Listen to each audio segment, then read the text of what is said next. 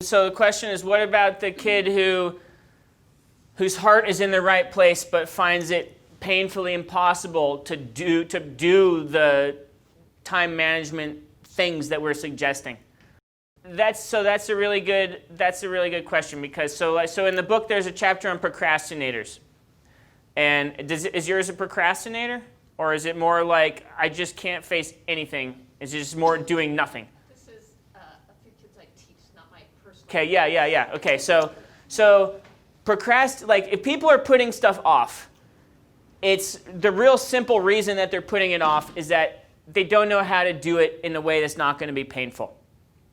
So they just don't know. They just don't know how to do stuff. Like sometimes people will tell me they know how to make a study guide, and then they won't do it for 3 weeks, and that's fine. But that's why we do the study guide piece in week 5, right? So the thing is, almost nobody is a real deal procrastinator. Like I'm talking like that's like 1 in 100. That's like that person.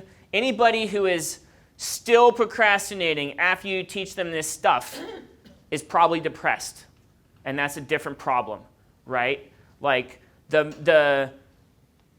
I am convinced, having had so many students at so many high pressure schools, I'm convinced that if you're not doing it, it's because you don't know how, and once you know how, if you're still not doing it, it's because you have other things going on that are much bigger problems than your grades, right?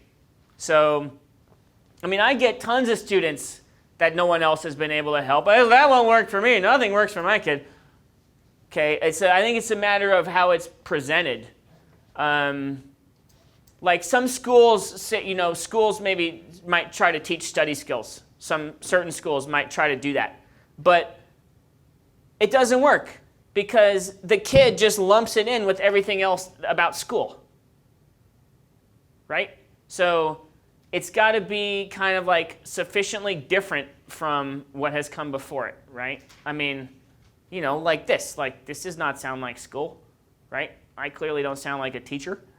And I don't love the kid like I love Barry the study dog, and that's why it works, right? So no one's going to be able to do everything super way better than they were doing it anytime soon. So you got to start small. Like pick one thing to do better. Like, okay, let's review. Like maybe you start with like reviewing half your classes this weekend and the other half next weekend. Maybe you start by, okay, well today, you just kind of like you start small and you add in a new thing like every week, right? Okay, well today let's just practice eating a protein-filled snack when we get home before we start the work, and not eating sugar that's going to make us dumber, right?